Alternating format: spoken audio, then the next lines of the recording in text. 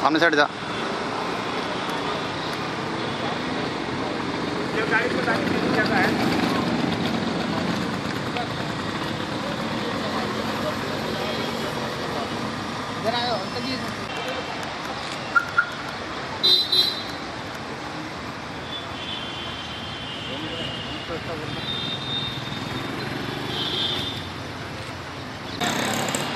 सारे बोर्डों की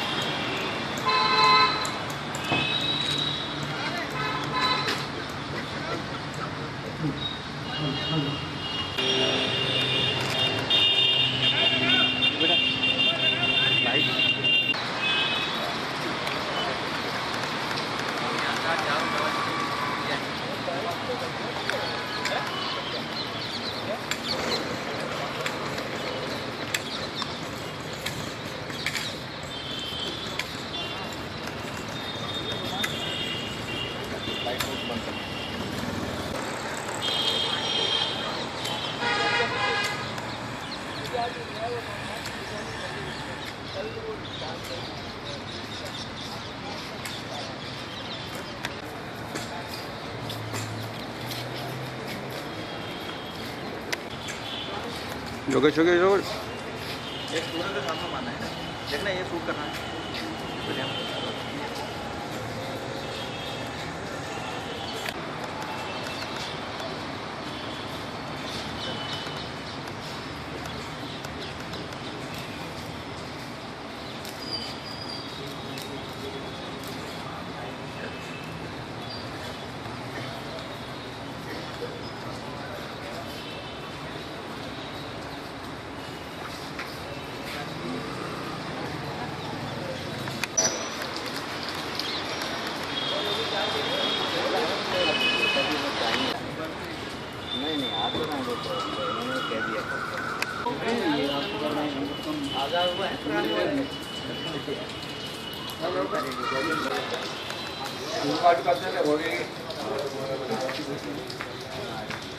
ले लिए ना उधर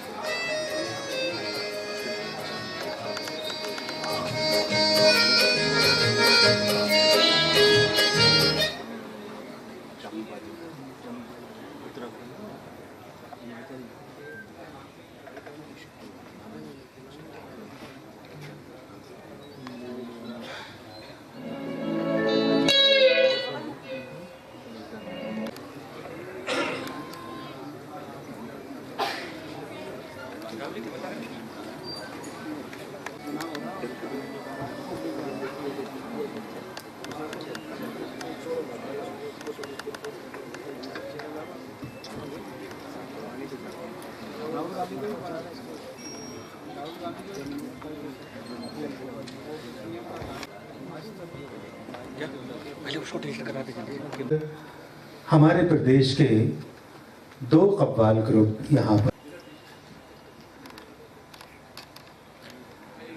आज के इस प्रोग्राम की बद्र वास्ती साहब आपसे भी दरख्वास्त है इस पर तशरीफ आए। اور اب میں درخواست کروں گا نصرت مہندی صاحبہ سے کہ وہ ہمارے آج کے مہمان ڈاکٹر نریش صاحب کا استقبال کریں پھولوں سے.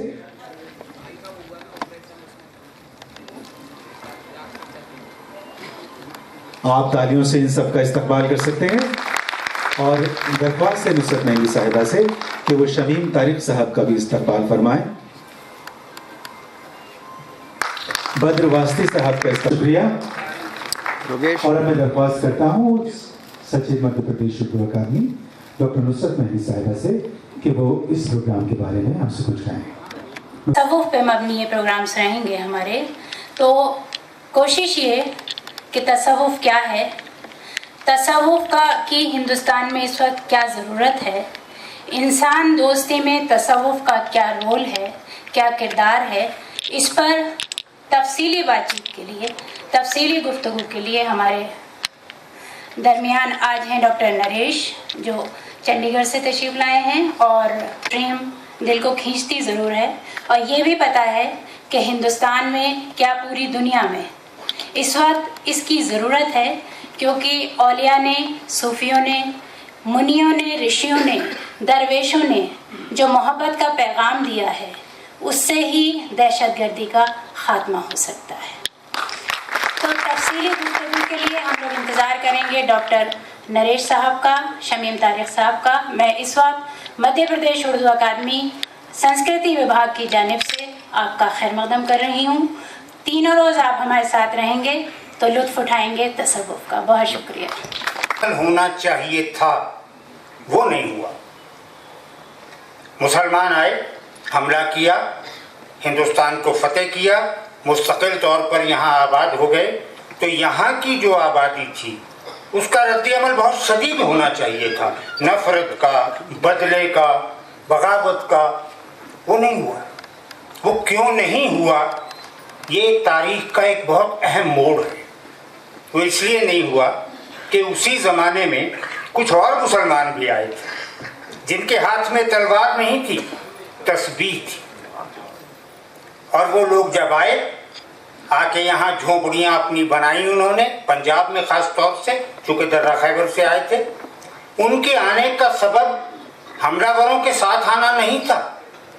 وہ آئے اس لیے تھے کہ منگولوں کے حملوں نے بغداد سے لے کے عراق تک جو تباہی مچائی تھی، اس میں صوفیاء کرام کے بہت بڑے مراکز چشت اور بغداد جیسے تباہ ہو گئے تھے. اور وہ امن اور سکون سے اپنے خدا کو یاد کرنے کے لیے ہندوستان چلے آئے تھے. یہ اتفاق ہے، ان کے ساتھ نہیں آئے تھے. مگر یہاں کے لوگ جب ان کے پاس گئے، ان سے بات کی، تو دیکھا کہ وہ کیا کہہ رہے ہیں. وہ کہہ رہے ہیں اللہ ایک ہے، اس کو یاد کرو. اللہ یہ لفظ بول رہے ہیں، اپنے خدا کو اللہ کہہ رہے ہیں. تو یہاں کے لوگوں کو لگا کہ تو ہماری بات کر رہے ہیں. دیکھیے اللہ لفظ جو ہے یہ ایک لفظ نہیں ہے، دو لفظوں کا مرکب ہے.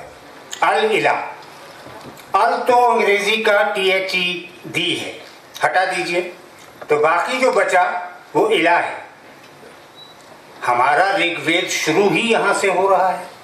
اوم اگنم الے پروہتم. میں آتش اور الہ کو اپنا رہبر مانتا ہوں.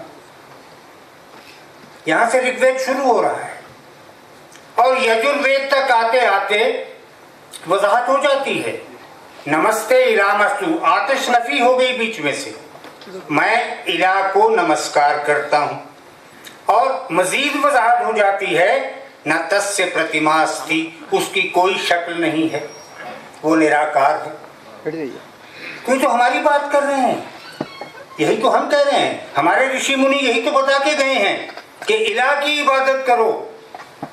انہوں نے صرف عربی زبان کا ایک لفظ لگا دیا ہے. یہ تو الہ کی بات کر رہے ہیں. اور پھر بات کیا کہہ رہے ہیں؟ وہ کہہ رہے ہیں اپنے اعمال کو نیک بناؤ، لوگوں سے محبت کرو، لوگوں کا دکھ درد بانٹو. انسانوں ہی کا نہیں، جانوروں اور پرندوں کا دکھ درد بھی بانٹو، یہ کہہ رہے ہیں. اور نیک اعمال جو ہیں یہ تمہیں آخرت کے دن शर्मिंदा नहीं होने देंगे। तो यही तो कृष्ण गीता में अर्जुन को समझा रहे हैं। पार्थ नैवेह नामुत्र विनाश तस्य विद्यते नहीं कल्याण कश्चित् दुर्गतिम तात गच्छति। शुभ काम जो करते हो उसका वो नफी नहीं हो सकती उनकी, न इस दुनिया में न उस दुनिया में। आखिरत के दिन अगर शर्मिंदा नहीं होना है, बतौर इकबाल रोजे हिसाब जब मेरा पेश हो दफ्तरे अमल, आप भी शर्मसार हो, मुझको भी शर्मसार कर, तो वो शर्म कर गए। तो हजरत निजामुद्दीन को लगा कि मेरे हलक से नहीं उतर रहा ये लुकमा, तो मेरे पीर और मुर्शिद के हलक से कैसे उतर रहा होगा। तो वो चुपके से बाहर निकले और गली में एक बनिए की दुकान थी, वहां से 1 दिरहम का नमक उधार ले आए और लाके देग में डाल दिए। अब असूल ये था कि सब बनती थी, फकीर बैठ जाते थे, सबसे पहला लुकमा शेख फरीद उठाते थे, उसके बाद खाना शुरू होता था। तो बाबा फरीद ने जो लुकमा उठाया तो वहीं हाथ रुक गया, बोले आज ये लुकमा भारी हो रहा है, इसमें क्या है। अब सब चुप। तो दूसरी बार पूछा कि लुकमा भारी हो रहा है, इसमें कुछ बाहर का है क्या। सब चुप। उन्होंने लुकमा वहीं छोड़ दिया और ऐलान कर दिया कि आज दरगाह में फाका हुआ, और खाना सब जो है वो दरगाह के बाहर गरीबों में बट गया। और वो उठ के हजरत फरीद अपने हुजरे में चले गए। तो हजरत निजामुद्दीन औलिया रोते रोते वहाँ गए, उनके कदमों पे गिर गए और उन्होंने कहा कि पीरो मुर्शिद ये खता मुझसे हुई है, और इसलिए हुई है कि मेरे ही हलक से नहीं उतर रहा 3 दिन 4 दिन से खाना, तो आपके हलक से कैसे उतरता होगा। तो बाबा फरीद ने कहा बेटा बात समझो, तुमने कितनी बड़ी गलती की है आज। पहली बात ये कि तुम्हें अल्लाह पे भरोसा नहीं है। तुम ये जानते हो कि कल तुम जिंदा रहोगे और उस बनिए का दिरहम वापस करोगे, तो इसका मतलब है ये सांस तुम्हारे इख्तियार में है, अल्लाह के इख्तियार में तो नहीं है। और तुम्हें यकीन है कि कल तुम जिंदा हो। पहली बात तो ये कि तुम्हारा ईमान पुख्ता नहीं है, और दूसरी बात ये कि अगर तुम वो दिनार उस बनिए को दिए बगैर मर गए तो क़यामत के दिन तुम्हारा दामन उसके हाथ में नहीं होगा। तो हजरत निजामुद्दीन ने कान पकड़ लिए, तौबा की, और जब दिल्ली में आके अपनी खानका बनाई तो वहाँ उसूल यही रहा कि फतूहात में जो आ गया सही है, जो नहीं आया वो नहीं होगा, और जो बच गया है, जो फालतू आ गया है, वो शाम को तकसीम हो जाएगा। रात को दरगाह में फतूहात का एक दाना भी बाकी नहीं रहेगा। ये करके दिखाया, और लोग देख रहे थे यहाँ के अवाम। तो कौल और फेल में फर्क नहीं था, जो वो कह रहे थे वही हो रहा था। और सूफिया जब ये बातें कर रहे थे तो जो लोग उनके पास जाते थे उनको वो बताते क्या थे, यही कि अल्लाह एक है, उसकी इबादत करो, अल्लाह की बनाई हुई मखलूक से मोहब्बत करो, किसी का बुरा मत करो, किसी का बुरा मत सोचो, करना ही नहीं, सोचो भी मत, सोचो भी मत। तो फिर हुआ क्या, हर के ख्वाही हम नशीनी बाखुदा ऊ नशीनत दर हुजूरे औलिया। जिसको खुदा की कुर्बत चाहिए वो किसी औलिया के कदमों में जाके बैठ जाए, और अगर वहां से उठ के आ गया तो फिर खुदा से भी दूर हो गया, तो वहां जाके बैठ जाना। तो लोग, अच्छा सबसे कमाल क्या हुआ कि सूफिया कहीं से आए हों, मक्का में पैदा हुए हों, बगदाद में पैदा हुए हों, कहीं पैदा हुए हों, कहीं से आए हों, आते ही उन्होंने यहाँ की जबान सीखी। जहाँ भी जिस इलाके में भी वो आबाद हुए वहाँ की जबान सीखी। दरगाहों में और सूफिया के घरों में फारसी बोली जाती थी, लेकिन आवाम से उनकी गुफ्तगू होती थी मकामी ज़बान में। बाबा फरीद की दरगाह में और बाबा फरीद के घर में फारसी बोली जाती थी, मगर वो आवाम से गुफ्तगू करते थे लहंदी पंजाबी में, मगरबी पंजाब के उस हिस्से की पंजाबी में जिसको आज पाक पटन कहते हैं। बात उसमें करते थे और हिंदुस्तान की बात करते थे। वो अरब की बात नहीं करते थे, ईरान की बात नहीं करते थे, हिंदुस्तान की बात करते थे। समझ में नहीं आता कि कैसे हम तय करें कि सूफी अपने हुजरे में बैठकर तन्हा अपने खुदा से क्या बात करता है, किस जबान में बात करता है, किस लहजे में बात करता है, हमें नहीं मालूम। लेकिन ये सबके बस की बात नहीं है। मोहब्बत के लिए कुछ खास दिल मखसूस होते हैं। ये वो नगमा है जो हर साज पे गाया नहीं जाता। तो खुदा से मोहब्बत करने वाले बहुत नहीं हैं, थोड़े। हम खुदा से जो भी कुछ करते हैं, हम तो मांगते हैं सारा दिन, दुआएं मांगते हैं। दुआओं में क्या मांगते हैं? बेटा दे दे, मुकदमा मेरे हक में करा दे, ये कर दे, नौकरी दिलवा दे, ये मांगते हैं। तो हाफिज ने कहा, तू बंदगी चु गदाया बशर्ते मुज्द मकुन। ये जो तू बंदगी कर रहा है, इसकी शर्त तूने मजदूरी रखी है कि मैं मेहनत कर रहा हूँ, नमाज पढ़ रहा हूँ, रोज़ा रख रहा हूँ, इबादत कर रहा हूँ, मेहनत कर रहा हूँ, इसकी मजदूरी दे ना मुझे। तू बंदगी चु गदाया बशर्ते मुज्द मकुन के ख्वाजा खुद रविशे बंदा परवरी दानत। उसको मालूम है दुनिया कैसे चलानी है। तू क्या सिखा रहा है उसको कि मुझे बेटा दे तब दुनिया चलेगी? उसको मालूम है कैसे चलानी है, उसको मत सिखा। ये सूफी बोल रहे हैं। तो सूफी जो कुछ कहते हैं वही असल में हिंदुस्तान में वेदांत कह रहा था। कोई नई बात नहीं कही सूफी ने। फर्क क्या था?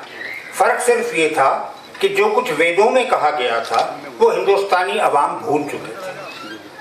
बिल्कुल उसी तरह से जैसे नज़ूल इस्लाम के दौर को दौरे जहालियत कहा जाता है, उसी तरह से हिंदुस्तान का वो दौर दौरे जहालियत था, जहाँ सैकड़ों देवी देवता, उनकी मूर्तियाँ, उनके बुत बन गए थे और पूजे जा रहे थे। उन्हें याद दिलाने की जरूरत थी कि तुम क्या कर रहे हो।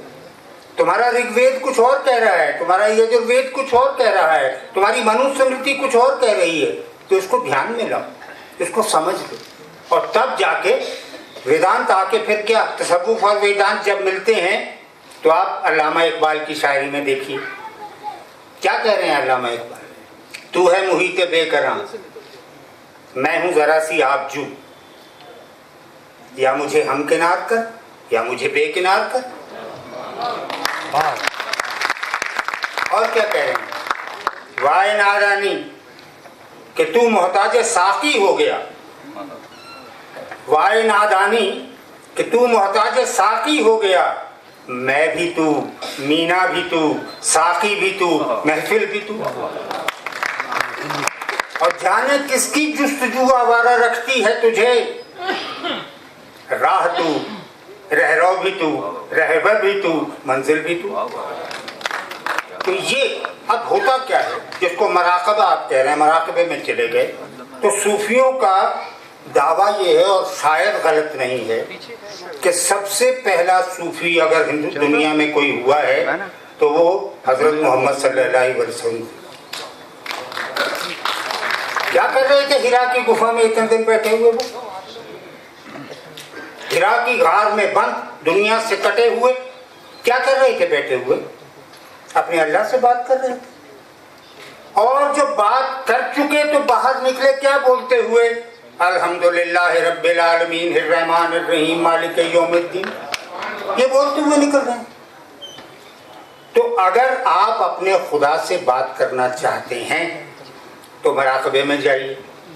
तो सूफी अपने खुदा से क्या बात करता है, किस जबान में करता है, किस अंदाज में करता है, किस लहजे में करता है, कोई नहीं जानता, क्योंकि सूफियों ने ये शेयर नहीं किया हमारे साथ कभी, ना अपनी तहरीरों में ना अपनी तकरीरों में। कबीर ने किया, कबीर ने किया, बाकी सूफिया हजरात ने नहीं किया। मोइनुद्दीन चिश्ती हो, अली हुजवेरी हो, हजरत निजामुद्दीन हो, हजरत अली अहमद साबिर हो, कोई हो, किसी की तकरीर और तहरीर में ये चीज़ें नहीं। कबीर में कि जब अंदर इरफान जागता है, जब आपको इरफान हो जाता है। इरफान क्या है? मैं कौन हूँ, वो कौन है, मेरा उसका रिश्ता क्या है। जब ये इरफान अपने अंदर जागता है तो एक आंधी चलती है अंदर, एनर्जी की आंधी, कुव्वत की आंधी, ऊर्जा की आंधी चलती है अपने अंदर। तो कबीर ने बहुत वजाहत के साथ कहा, संतो भाई आई ज्ञान की आंधी, भ्रम की टाटी सबे उड़ानी, माया रहे न बांधी रे, दुचते की दोई थूनी गिरानी। झोपड़ी किस पे खड़ी होती है, दो बांसों पे ना, दोनों बांस गिरा दिए। दुचते की दो चित्त क्या है, नफी बात, खुदा है खुदा नहीं है। दुचते की दो थूनी गिरानी, मोह बलेंडा टूटा, तृष्णा छानी पड़ी धर ऊपर। तो क्या करते हैं झोपड़ी में एक बांस ऊपर जो गड़ा होता है उस पे एक मटकी बांध देते हैं, उसमें खाने पीने का सामान रख लेते हैं ताकि कुत्ते बिल्ली से बचा रहे। तो तृष्णा छानी पड़ी धर ऊपर, मोह बलेंडा टूटा, आंधी पाछे जो जल बरसे, तेहि तेरा जन धीना, कहे कबीर आनंद भयो है, उदय भानु जब चीना। क्या देखा, चढ़ते हुए सूरज की रोशनी देखी, और चढ़ते हुए सूरज की रोशनी क्या है, अल्लाह का नूर। मैंने वो नूर देखा है, और सूफी उस नूर को देखता है, उसी नूर में जिंदा रहना चाहता है, उसी नूर में अपनी रूह को परवान चढ़ाना चाहता है। बहुत कोशिश की मैंने समझने की कि किसी तरह से मुझे समझ में आए कि जो लोग चले जाते थे इनकी दरगाहों में और वहीं मकीम हो जाते थे, उनसे क्या कराते होंगे, ये क्या रियाजत कराते होंगे, क्या समझते होंगे। तो कहीं तहरीरों में तो नहीं मिला, तकरीरों में नहीं मिला, मलफूजात में नहीं मिला, लेकिन मैंने कोशिश की मौलाना रूम के ज़रिए इसको पकड़ने की, और मेरी समझ में आया कि ये अपने शागिर्दों को 7 कदम चलना समझाते थे। पहला कदम उबूदियत, आबिद बन जाओ,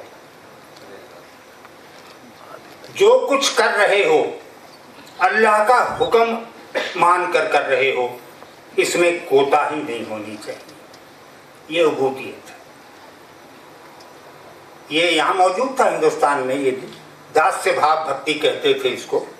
तो उसके दास बन जाओ, उसके गुलाम बन जाओ, और गुलामी में किसी किस्म की कोई कमी न रहे, हुक्मदूली ना हो कहीं भी। और दूसरा, जब तुम उसके आबिद बन जाओगे, जब अबूदियत तुम्हें समझ में आ जाएगी, तो तुम्हें इश्क होने लगेगा उससे, खुदा से इश्क हो जाएगा तुम्हें जब तुम उसके आबिद बन जाओ। हम बहुत सी बातें कंडीशनली खुदा पे छोड़ते हैं कि ये हो जाए तो ठीक है, हो जाए तो फिर हम कहते हैं इसमें खुदा ने क्या किया, ये तो आप भाई साहब की मेहरबानी थी, करा गए काम। कंडीशनली करते हैं, कंडीशनल नहीं, सबमिशन टोटल होना चाहिए, सरेंडर होना चाहिए, तब अबूदियत होती है। और अगर अबूदियत हो जाए तो फिर इश्क हो जाता है खुदा से। इश्क और मोहब्बत में फ़र्क आप जानते हैं। मोहब्बत इंसान की फितरत है। माँ अपने बच्चे से प्यार करती है, भाई अपने बहन से प्यार करती है, जानवर अपने बच्चे से प्यार कर, परिंदा अपने बंदे से प्यार करती है, मोहब्बत है, इश्क नहीं है। इश्क क्या है, जिसमें जुनून शामिल हो जाए। जब जुनून शामिल होता है तो इश्क बनता है, जैसा मजनू ने लैला से किया, फरहाद ने शीरीं से किया, रांझा ने हीर से किया। जुनून, पागलपन, वो जब तक नहीं है तब तक इश्क नहीं है, मोहब्बत है। सूफियों ने हिंदुस्तान से इश्क किया, मोहब्बत नहीं की। और क्या कहा, हिंदुस्तान की ज़बान में बोले, सिफत अव्वल उसकी कि जो राम हैगा,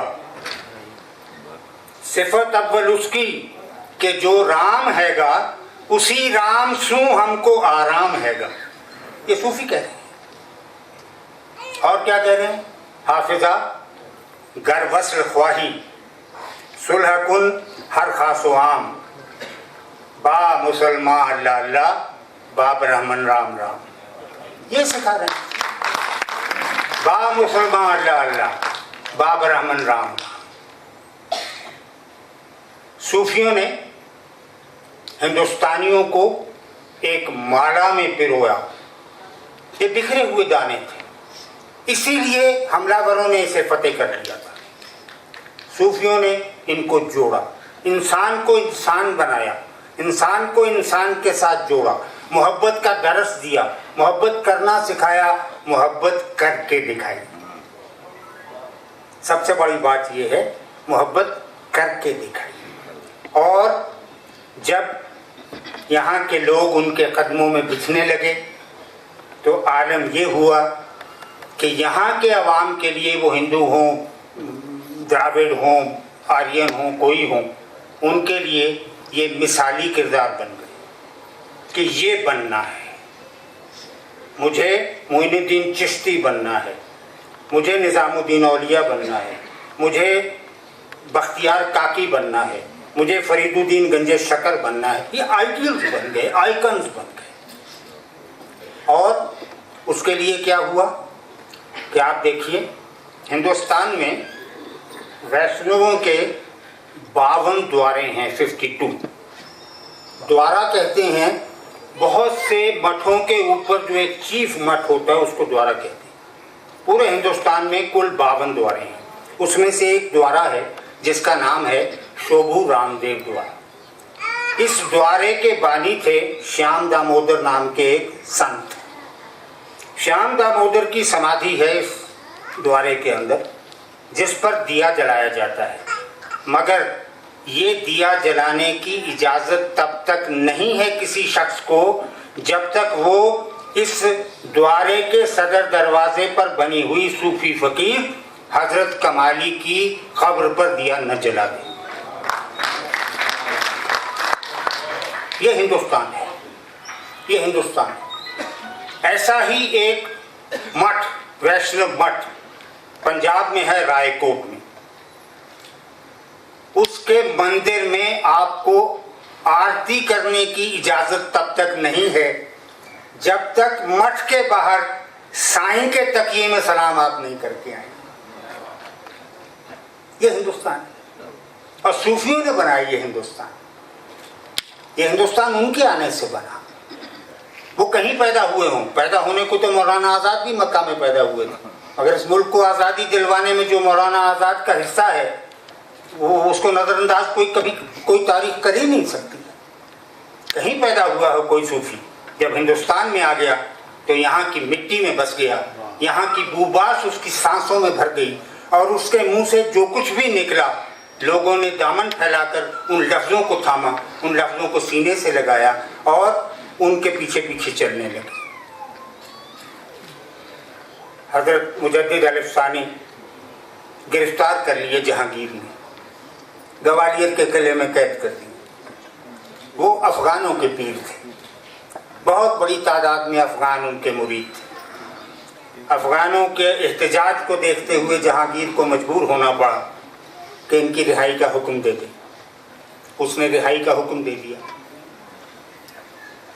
हज़रत मुजद्दिद ने कहा, मैं तब तक इस किले से बाहर कदम नहीं रखूँगा जब तक सिखों के गुरु हरगोबिंद को तुम रिहा नहीं करते जो मेरे साथ कैद में है। लिहाजा जहांगीर को दोनों की रिहाई का हुक्म जारी करना। और हिंदुस्तानियत देखिए आप क्या है कि गुरु नानक खुद चलकर पाकपटन पहुंचते हैं। उस वक्त बाबा फरीद के 12वें खलीफा वहाँ हैं, इब्राहिम। और वो इब्राहिम से कहते हैं मुझे बाबा का कलाम दे दो, और वो बाबा का कलाम ले आते हैं। उसी कलाम का एक हिस्सा गुरु ग्रंथ साहब में शामिल होता है। आज जब कोई सिख बल्कि हर सिख जब सर्वसिज्जा होता है इस किताब के सामने तो वो अपने गुरुओं को ही सलाम नहीं कर रहा, वो बाबा फरीद को भी सलाम कर रहा है, वो मीराबाई को भी सलाम कर रहा है, وہ کبیر کو بھی سلام کر رہا ہے, وہ دھنا کو بھی سلام کر رہا ہے, وہ سدنا کو بھی سلام کر رہا ہے, وہ پیپا کو بھی سلام کر رہا ہے, جن کی شاعری گرو گرنتھ صاحب بنتی ہے. اور سکھوں کا مکہ امرتسر کا ہر مندر, جب اس کی تعمیر ہونے تھی تو کیا ہوا, لاہور جا کے گزارش کری صوفی فقیر حضرت میاں میر سے کہ آپ تشریف لائیے, سنگ بنیاد رکھیں. آپ کو شاید نہ معلوم ہو کہ امرتسر کے ہرمندر صاحب کا سنگ بنیاد حضرت میاں میر کا رکھا ہوا ہے, جو ایک صوفی فقیر ہے. یہ ہندوستان, اور اس ہندوستان کو بنانے والے یہ صوفیہ کرام ہیں, ان کے طفیل بنا ہے, اور انہوں نے جو کچھ کہا ہے وہ کر کے دکھایا ہے, عملاً بھی, اور منہ سے جو کہا وہ تو کہا ہے, لیکن کسی کا دل کبھی نہیں دکھایا. تم رام کہتے ہو, اس کو رام کہتے رہو, مگر مان لو کہ وہ ایک ہے. تم جو کہنا چاہتے ہو کہو, اس کو کرشن کہو, رام کہو, کچھ کہو, مگر وہ ایک ہے. وحدانیت کو مان لو بس. اور وحدانیت کو تمہارے رشی بھی تو کہہ رہے ہیں, ایکو برہم دوتیہ ناستی, برہم ایک ہے دوسرا کوئی نہیں. اور کیا سمجھایا ان کو کہ کوئی فرق ہی نہیں ہے. اسلام میں اور ہندوستان کی فلسفے میں کوئی فرق ہی نہیں ہے. تم کہتے ہو کافر, کافر کون ہے؟ کون ہے کافر؟ جو قرآن کی باتوں کو جھوٹ کہتا ہے وہ کافر ہے. غیر مسلمان کافر نہیں ہے. مسلمان بھی اگر قرآن کی بات کو جھوٹ سمجھ رہا ہے تو کافر ہے. اور ہندوستان میں کافر کو کیا کہتے ہیں, کیا کہتے تھے؟ ناستک. اور منو نے کیا کہا؟ ناستکو وید نندکا. جو ویدوں کی نندا کرتا ہے وہ ناستک ہے. تو کیا فرق ہے دونوں میں؟ مطلب یہ ہے کہ جو کلام الہی کے خلاف بولتا ہے یا کلام الہی پر سوالیہ نشان لگاتا ہے وہ کافر ہے, وہ ناستک ہے. تو کفر کا فتویٰ کسی دوسرے پر آپ کیسے عائد کر سکتے ہیں؟ اور عشق ہو جائے کسی کو, کوئی چارہ تو نہیں, صرف مسلم کا محمد پہ اجارہ تو نہیں.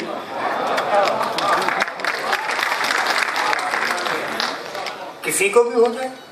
اور ہندوستان والے اس زمانے میں, آج سے 1000 سال پہلے, اگر محمد رسول اللہ نہیں بھی مانتے ہوں گے تو لا الہ الا اللہ تو مان ہی رہے تھے. ایکو برہم دوتیہ ناستی کا مطلب کیا ہے؟ لا الہ الا اللہ. تو اس کو تو مان رہے تھے. تو آدھے مسلمان تو وہ ہو ہی گئے تھے, صوفیوں نے بنا دیے تھے. آدھے باقی اپنی مرضی سے گئے. صوفی نے کسی غیر مسلم کو مجبور نہیں کیا کہ وہ اسلام قبول کرے. صوفیوں کی درگاہ پہ جا کے اگر کسی غیر مسلم نے اسلام قبول کیا ہے تو اپنی مرضی سے کیا. کوئی ایک مثال تاریخ میں نہیں آپ کو ملے گی کہ کسی صوفی نے جبرن کسی شخص کو کلمہ پڑھایا ہو. کلمہ پڑھانے سے کیا ہوگا؟ کلمہ پڑھنے سے کیا ہوگا؟ نماز فرض ہے, لیکن نماز سے پہلے, نماز فرض ہے لیکن نماز سے پہلے یہ دیکھ لے تیرے دل میں کوئی صنم تو نہیں. تو کلمہ پڑھ کے بھی کچھ نہیں ہے. اگر دل میں صنم موجود ہیں تو پھر کلمہ پڑھنے کا بھی کچھ فرق نہیں پڑا, نام کے مسلمان ہو گئے ہیں. تو صوفیوں نے انسانیت سکھائی, سچائی سکھائی, آدمی کو سچ بولنا سکھایا, آدمی کو آدمی بننا سکھایا, کیونکہ وہی تو مشکل ہے. فرشتوں سے بہتر ہے انسان ہونا, مگر اس میں پڑتی ہے محنت زیادہ. انسان ہونے میں محنت بہت کرنی پڑتی ہے. تو صوفیوں نے انسان بنانے کی کوشش کی. آج کے اس دور میں جب بد امنی ہر طرف پھیلی ہوئی ہے اور جب خاص طور پر اسلام کو ٹارگٹ کیا جا رہا ہے, خاص طور پر اسلام کو بدنام کیا جا رہا ہے, آج کے دور میں بہت ضرورت ہے نہ صرف ہندوستان میں بلکہ پوری دنیا میں صوفیوں کا پیغام پھیلایا جائے, صوفیوں کی بات پہنچائی جائے. اور میں 2-3 شعروں کے ساتھ اپنی گفتگو ختم کروں گا.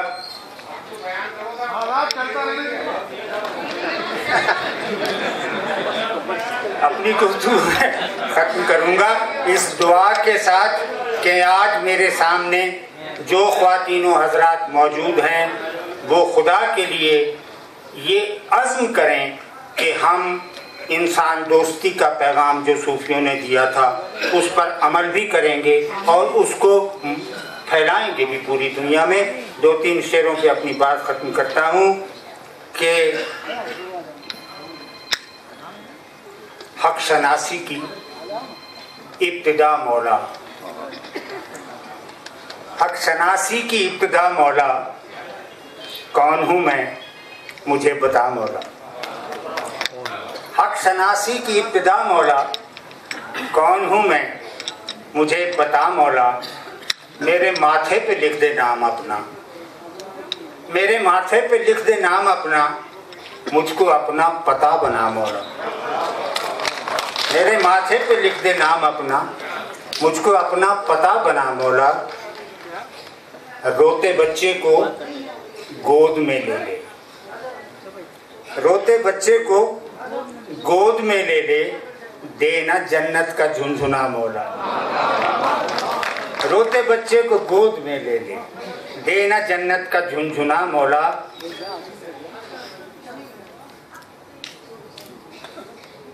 शेर फरियाद है नरेश अपनी, शेर फरियाद है नरेश अपनी, शायरी है सदाई या मौला।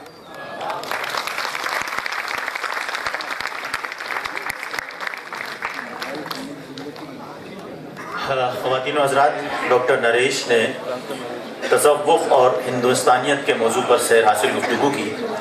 दरअसल ये जो दो शख्सियात इस वक्त हमारे दरमियान मौजूद हैं, ये हमारी खुशनसीबी है कि दोनों एक साथ यहाँ तशरीफ़ लाए। इस मौजू पर जैसा कि मैंने आपसे अर्ज़ किया कि दोनों ही अथॉरिटी हैं, न सिर्फ ये कि ज़बान बयान बल्कि जो तसव्वुफ़ का जो इल्म है उस पर इनको इंसाइक्लोपीडिया कह सकते हैं, बल्कि हैं दोनों। और जो मालूमात इन्होंने अपनी एक मुख्तसर सी गुफ्तगू में हमको फराहम की, मैं ये समझता हूँ कि हम बहुत सारी किताबें पढ़ने के बाद भी ये तमाम चीज़ें किसी भी तरह से मालूम नहीं कर सकते। हम इनके बेहद शुक्रगुजार हैं। और अब मैं दरख्वास्त कर रहा हूँ जनाब शमीम तारिक साहब से, जो कि मुंबई से तशरीफ़ लाए हैं, तसव्वुफ़ और इंसान दोस्ती पर खिताब करें।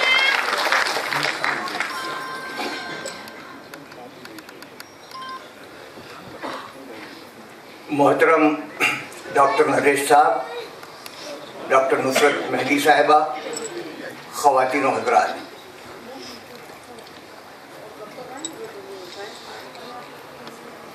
मौजू बहुत अहम है।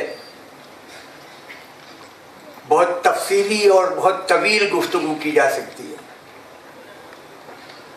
लेकिन मैं मेहनतकश तबके से ताल्लुक़ रखता हूँ, सीधी और सच्ची और मुख्तसर बात करने में यकीन रखता हूँ।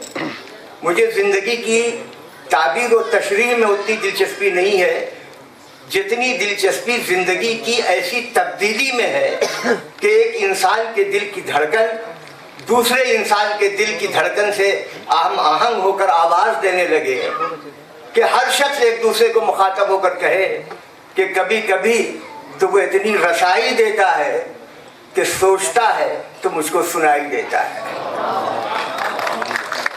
तो मैं इंसानियत दोस्ती के पहलू पर, हिंदुस्तानियत के पहलू पर डॉक्टर नरेश साहब ने बड़ी जामे गुफ्तगू की। इंसानियत दोस्ती का मौजू भी बहुत अहम है। इस मौजू को समेटने के लिए चंद लफ्ज़ ये बताना ज़रूरी है कि तसव्वुफ़ क्या है और इंसान क्या है। जब तक इन दो लफ्ज़ों का वाज़ेह तसव्वुर आपके ज़हन में नहीं होगा, तब तक इस मौजू का हक़ अदा नहीं हो सकता। तसव्वुफ़ कब आया, किस ज़बान का लफ्ज़ है, कहाँ से मुश्तक़ है, इस पर गुफ्तगू होती रहेगी। अगर तसव्वुफ़ की तारीख़ आप पढ़ें तो एक सूफिया इकराम, यानी नाम उनका सूफी नहीं था, कहीं चीन में कुछ है, जापान में कुछ है, किसी और मुल्क में कुछ है, लेकिन जिस कैफियत का इजहार उनकी ज़िंदगी और तर्ज़ ज़िंदगी से होता है वो ये है कि उन्होंने मालिक व खालिक का इदराक किया, उससे ताल्लुक़ की बुनियादें उस्तवार की और उसी के मुताबिक ज़िंदगी गुजारती। एक दूसरा तबका कि उसकी पूरी जिंदगी मालिक व खालिक के लिए वक्फ है, लेकिन उसने नाम नहीं लिया है। वो ये नहीं बता रहा है कि उसके खालिक का नाम क्या है, उसका शेख क्या है, उसका किस मजहब से ताल्लुक है। टैगोर के यहाँ इसका तस्वुर मिलता है, इकबाल के यहाँ बाद अशार में भी मिलता है। एक पूरी कैफियत को डुबो कर रख देते हैं। इकबाल की नज़्म है लाल सहराई, उसमें एक शेर है कि अये बादे बयाबानी, अये बादे बयाबानी मुझको भी इनायत हो, खामोशियों दिलसोजी शर्मस्तियों रानाई। ये पूरा 4 लफ्ज जो है, खामोशी और दिलसोजी और शर्मस्ती और रानाई, ये हासिल है तसव्वुफ का। फिर तसव्वुफ की एक शक्ल वो है जो मज़ाहिब के बातिनी पहलू के हवाले से की जाती रही है। हिंदुस्तान में भक्ति है। मुस्लिम सूफिया ने जिस तसव्वुफ को एतबार का दर्जा अता किया है वो वही है जिसको कुरान हकीम में तज़किया कहा गया और जिसे हदीस शरीफ में एहसान के लफ्ज़ से ताबीर किया गया। और इन तमाम सूफिया इकराम ने, चाहे वो किसी भी मकतब फिक्र से ताल्लुक़ रखते हो, अव्वलियत इंसान और इंसानियत दोस्ती और इंसानियत से मोहब्बत को दिया है। इंसान भी वो, उनके यहाँ वो कोई तस्वुर नहीं है कि इंसान बतदरीज या बायोलॉजिकल चेंज के नतीजे में उस मंजिल तक पहुंचा है कि आज उसको इंसान कहा जाता है। वो उस इंसान को इंसान मानता है जो हज़रत आदम की औलाद है, अबुल बशर की औलाद है, पैगंबर बरहक की आवाज़ है, और पैगंबर बरहक की औलाद होने की वजह से रूहानियत का वारिस है और इंसान की हैसियत से वराए शऊर का मालिक है। ये 2 वाज़ेह तसव्वुरात रहे, इसलिए वो एक इंसान को दूसरे इंसान से जोड़ने की बात करते हैं और इसमें मजहब को, रंग को, नस्ल को, इलाकायत को, तबकावारियत को, दौलतमंदी को और गुर्बत को हायल होने नहीं देते। किसी भी जाविये से आप उनका मुताला कर लीजिएगा, तसव्वुफ में और सूफिया इकराम की ज़िंदगी में, उनके मिशन में, उनकी तालीमात में, उनके किरदार में, उनके मामलात में, इसके अलावा आपको कहीं कुछ भी नजर नहीं आएगा। ये बड़ी देन थी, इसलिए वो ज्यादा कामयाब हुए, इसलिए उन्होंने दिलों को फतह करने पर तवज्जो दी और दिलों के फातेह कहलाए। जो दिलों को फतह कर ले वही फातेह ज़माना, इसलिए दुनिया उनके सामने सर झुकाती है। ये कैसे हुआ? इसके बहुत सारे वाक़यात हैं। हज़रत ख्वाजा निज़ामुद्दीन औलिया की एक किताब है, उनके मलफूज़ात का मजमुआ फ़वादुल फ़वाद, उसमें उन्होंने एक वाक़या लिखा है। वाक़या लिखा है कि गज़नी में एक बुजुर्ग थे हज़रत शेख उस्मान सब्जियां बेचा करते थे। शाम में सब्जी पकाकर सालन के साथ वो फरोख्त करते थे। लोग आते थे, पैसे देते थे, खरीदते थे, चले जाते थे। एक साहब ने खोटा सिक्का उनको दिया, उन्होंने देखा और रख लिया, सब्जी दे दी। इत्तेफाक से दूसरे तीसरे आदमी ने भी यही किया, खोटा सिक्का लेके आए और सब्जी लेके चले गए। अब पूरे शहर में, बस्ती में ये मशहूर हो गया कि हजरत शेख को खोटे और खरे सिक्के की तमीज नहीं है। तो लोग खोटा सिक्का जमा करते और हजरत शेख के पास आते और सब्जी लेते और चले जाते। ये मामूल चलता रहा। जब उनका आखिरी वक्त आया तो उन्होंने कहा मेरा चेहरा आसमान की तरफ करो। आसमान की तरफ कर दिया गया। उन्होंने जवाब दिया कि बारे इलाहा परवरदिगार, तू गवाह रहना, तेरी मखलूक खोटा सिक्का लेकर मेरे पास आती थी और मैं उसे खरा सिक्का समझकर कबूल करता था। पूरी उम्र मेरा यह मामूल रहा है, मेरे नाम है अमाल में जो खोटे अमाल है तू उन्हें खरे अमाल की तरह कबूल फरमा और मुझे बख्श दे। ये इंसानियत दोस्ती, इंसान के जिंदगी को, उसके कल्ब को, उसके तर्ज माशरत को, उसके तर्ज फिक्र को, उसके तर्ज अमल को, सबको बदल कर जानवर को इंसान बना दे। ये सूफिया कराम का तरीका कार रहा है हिंदुस्तान में। अच्छा, इसमें मजहब की भी कोई कायद नहीं।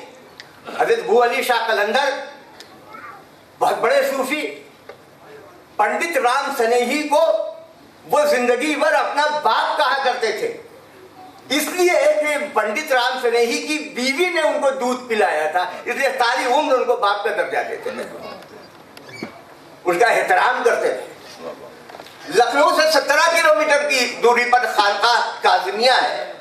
आप उर्स में जाइए, वहाँ बहुत बड़ी तादाद में लोग आते हैं, खाना पकता है, देग चढ़ती है, खाते हैं लोग,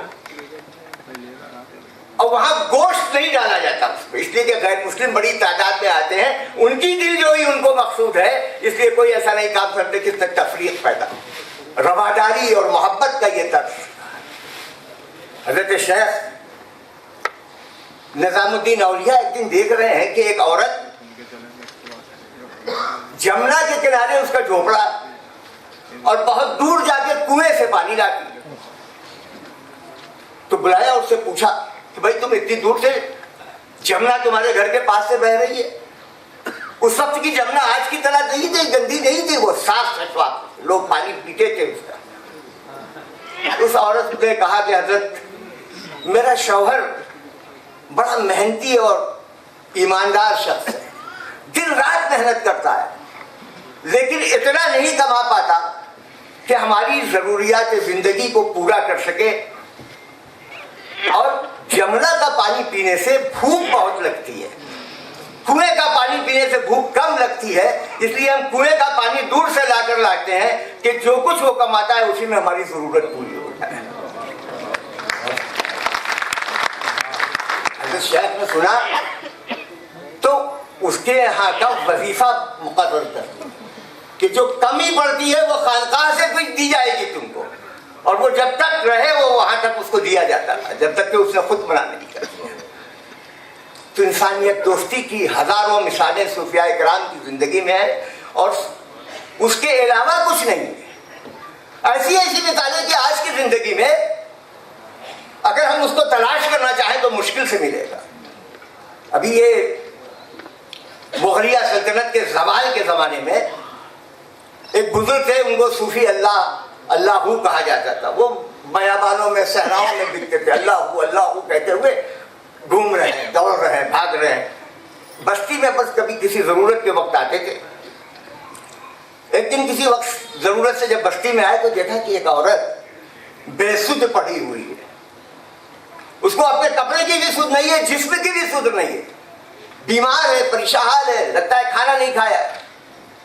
लोगों को जमा किया, भाई ये कौन औरत है, इसका कोई पुराने हाल है कि नहीं, इसका कोई वारिस है कि नहीं।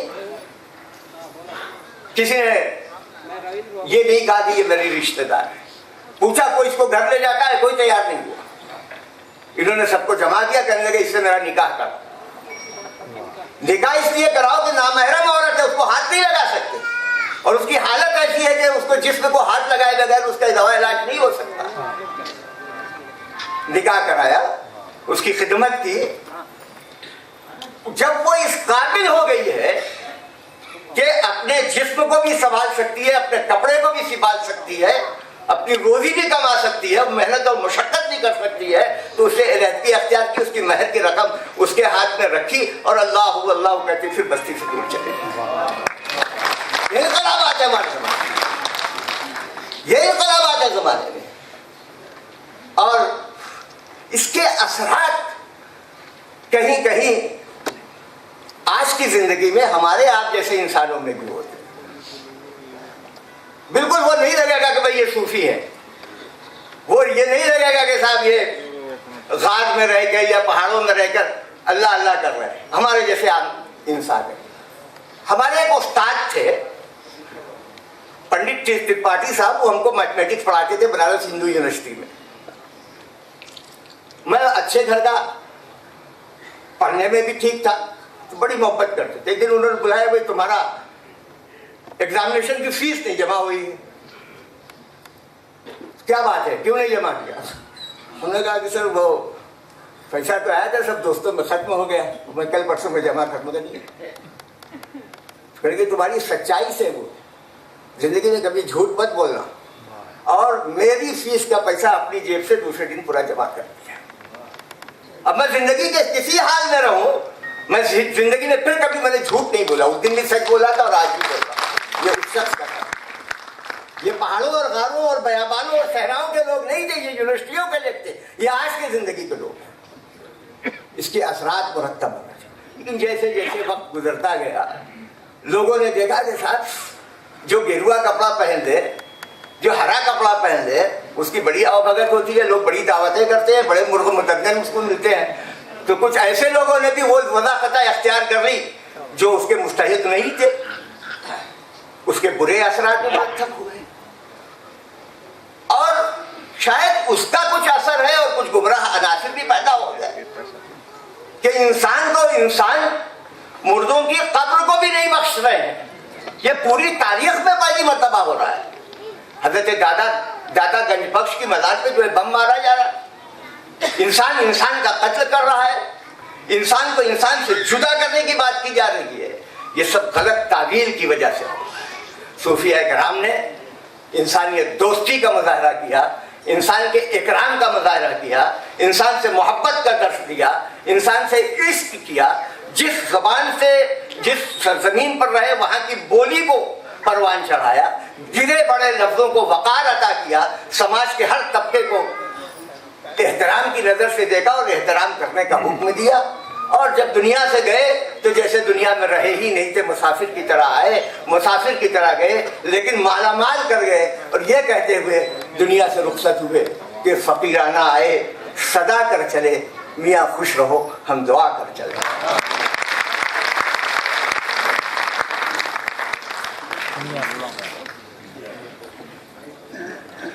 बहुत बहुत शुक्रिया जनाब शमीम तारिक साहब, डॉक्टर नरेश साहब। हम आप दोनों हजरात से दरख्वास्त करते हैं कि आप सामने अपनी नशिस्त पर तशरीफ़ रखें। अब कव्वाली यहाँ पर शुरू होने जा रही है। हमारे साथियों से दरख्वास्त है कि ये चेयर्स यहाँ से हटा लें, कव्वाल साहिबान तशरीफ़ लाएंगे।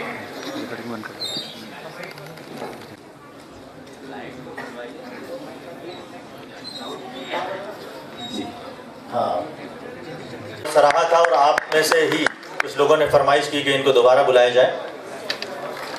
स्टेज की लाइट ऑन कर दीजिए प्लीज। बेंजो मास्टर बिहारी साहब हैं, ऑक्टोपेड पर तुलसी भाई, मोहम्मद असलम तबले पर, ढोलक पर मोहम्मद खुर्शीद और मोहम्मद जाहिद कोरस पर।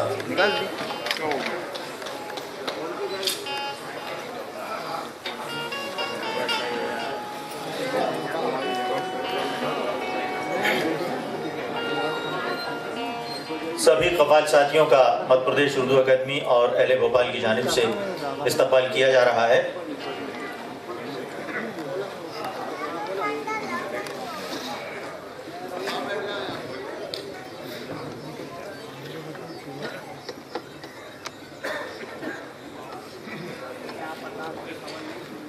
हजरात, वैसे तो कव्वाली आप लोग सुनते रहते हैं, आप सब बहुत अच्छी तरह से वाकिफ़ हैं, लेकिन कव्वाली कौल से बना लफ्ज़ है। कव्वाली खालिस हिंदुस्तानी फ़न है जिसको सूफियों ने फ़रोग़ दिया। हज़रत अमीर खुसरो ने इस फ़न को कव्वाली की लय और आहंग अता किया। ये एक ऐसी लय होती है कि सुनने वाले पर बेखुदी तारी हो जाती है, जिसे वज्द कहते हैं। कव्वाली में मखसूस तर्ज के साथ पेश किया जाता है। इसमें उर्दू के साथ हिंदी और फ़ारसी वगैरह का कलाम भी गाया जाता है। सूफियों की खानकाहों से निकलकर ये फ़न अवाम तक पहुँचा। और ख़ास बात यह है कि 20वीं सदी के शुरू में बाल गंगाधर तिलक ने महाराष्ट्र में गणेश उत्सव का आगाज़ किया और गणेश उत्सव में भी कव्वाली को जगह मिली। जो कुछ अरसा पहले तक आप हजरात में से कईयों ने भोपाल में भी देखा होगा कि गणेश उत्सव जो होता था तो उसमें भी कव्वाली हुआ करती थी। तो एक बार ज़ोरदार तालियां आप लोग बजा दीजिए हमारे कव्वालों। इसके बाद तो फिर कव्वालों को ही बजाना है।